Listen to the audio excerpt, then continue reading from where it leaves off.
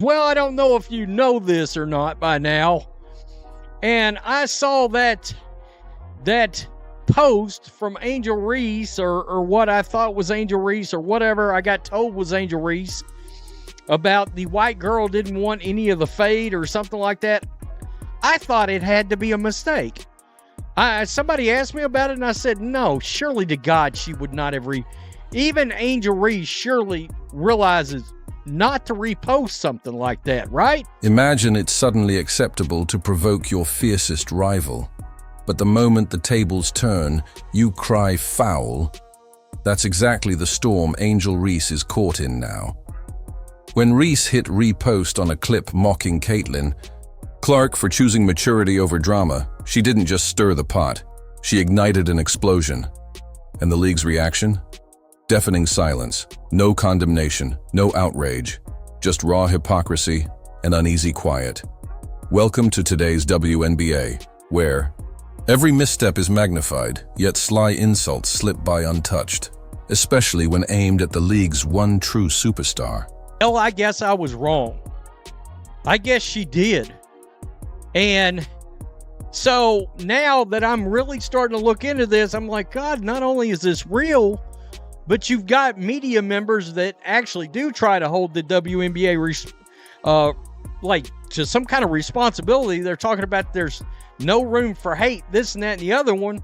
And you got a player that's blatantly advocating for violence against far and away your most popular player.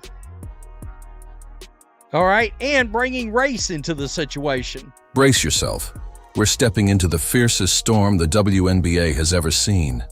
And it's not just basketball at stake. This is about trust shattered, identities questioned, and a league obsessed with preaching values it can't uphold. Integrity is under siege, or rather selectively enforced. Because when rules apply to all but one, fairness isn't the goal, it's a scripted show. Right at the eye of this controversy? Two names you know too well, Caitlin Clark and Angel Reese. One, a graceful master of the game, the other, a whirlwind of chaos. Meanwhile, the league desperately pretends the show goes on as usual. If you see through the act, drop, I stand with CC now. This was put out right here. Again, hell, I thought it was fake originally. And I guess it's not. I mean, it's crazy. White girl running from the fade. There's Angel Reese right there. There's, of course, Caitlin Clark doing the responsible thing, not wanting to tank her public relations. Like Angel Reese walking away after the take foul the other night, or the other day against the Chicago Sky. How did it all spiral here? Like any viral wildfire, it started with a TikTok. A clipped moment from a Chicago Sky versus Indiana Fever game, captioned, "White girl running from the fade, released for chaos to devour." The scene? Caitlin Clark delivers a physical but clean foul on Angel Reese. No dirty tricks, no foul play, just raw, gritty basketball. And Clark's reaction? Pure class. She walked away. No theatrics, no trash talk, only calm and control. The kind of moment that doesn't explode online, but maybe should. And I was like, again, somebody sent that to me and I said, it's got to be fake. And I was like, nope, here's a video on TikTok right here. And that picture is in this video. And it was reposted by Angel Reese. And let me see if I have the ability there. I'm going to just turn that down because I don't want a copyright strike. But right there, there's the picture. And Angel Reese did, in fact, repost this on TikTok, it looks like, and share it. In today's world of clicks and clout, grace is a weakness, and walking away is branded cowardice. That video recast Clark as scared, too meek to stand tall. In this distorted WNBA, respect is earned by throwing punches, not by playing smart. And Angel Reese? She didn't deny it. She embraced it, shared it without context, just a raw repost of a racially charged meme targeting a player for keeping her cool. Reese, with millions watching, the league's so-called icon, doubled down on mockery instead of showing maturity. And I'm like, are you kidding me right now? Are you kidding me? And the WNBA is going after and lecturing Indiana Fever fans in this investigation? Are you trying to tell me Angel Reese is not going to get suspended for this, not going to get fined for this? Or is the WNBA too gutless to stand up against things like this, even if it is against a white woman? Let that sink in. This is where the fire truly ignites. Caitlin Clark isn't just a rising star. She's the reason millions tune in. She's breaking ratings, selling jerseys, filling arenas once empty. She's Steph Curry in sneakers, only at the dawn of her legacy. So when a viral meme spreads, and Angel Reese, with all her influence, fans the flames, it's no harmless joke. It's a message loaded with meaning, one that shifts the story, one with real consequences. Right here, Angel Reese cries about racism that never happened, then goes on and reposts openly racist TikToks. This is why the WNBA is a joke and not only allows but encourages racism against white people. Well, it takes a step further here, because my boy over at Outkick, Bobby Burack, who's a hell of a good journalist, did reach out to the WNBA. Right here, I asked the WNBA if they had a comment on Angel Reese's racist post on TikTok about Caitlin Clark. The league had no comment, nor would it address Reese suggesting she wants to fight Caitlin Clark. Angel. Reese cries foul over racism that never happened, then shares an openly racist TikTok herself. This is why the WNBA looks like a circus that not only tolerates double standards, it celebrates them. But it gets worse. Bobby Burack from Outkick reached out directly to the league asking, "Any comment on Angel Reese's TikTok targeting Caitlin Clark?" The response? Silence. Not a word on Reese's threat to throw hands. Angel Reese is a powerhouse, dominated at LSU, built a bold brand, earned respect. But with influence comes responsibility. Endorsing content that twists leadership into racialized cowardice isn't a joke. It's drawing a dangerous line, and no one wants to admit it. So much for, quote, zero tolerance for hate. You know, the WNBA is running an ad right now about, I think, the physicality of the league. And at some point, we just gotta ask the question: is this what Kathy Engelbert and the WNBA wanted? Is this what they wanted? Is all this drama, all this? I mean, I understand it's good for ratings. Maybe the commissioner's sitting back and she's secretly smiling about this or whatnot, but you're still targeting the fan base that's funding this whole thing in the Indiana Fever. What did the WNBA do? Absolutely nothing. No statement, no warning, not even a vague post about unity or sportsmanship. This is the league that claims to be a beacon of justice and equality. Yet now, total silence. They investigate crowds for booing. They fine coaches for questioning refs. But a viral, racially charged mockery? No reprimand, just complicity. Just a deafening quiet that says far more than words ever could. Right?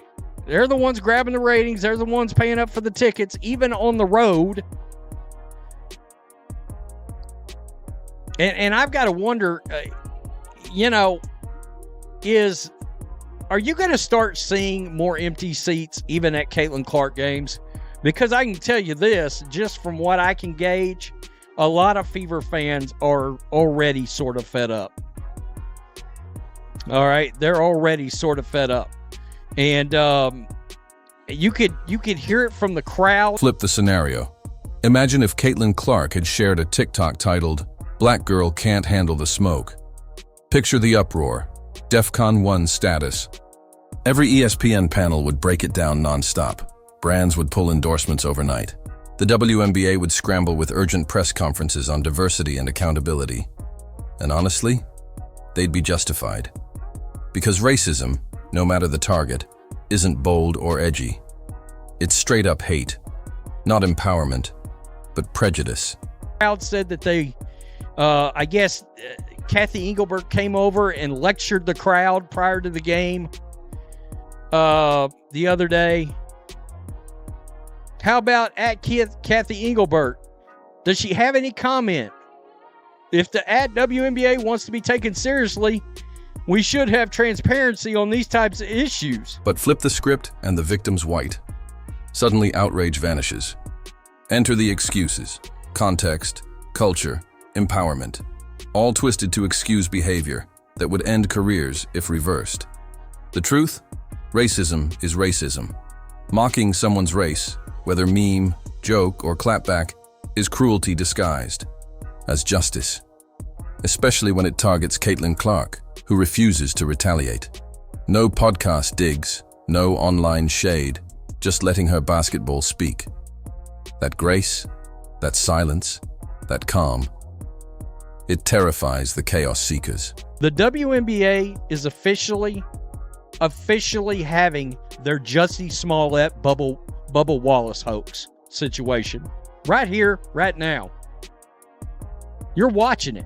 And there's other things going on like this being shared by Angel Reese. WNBA's turning a blind eye to it. And the league's silence? That's the real scandal. It's not just about Angel Reese's post. It's what the WNBA chose not to do.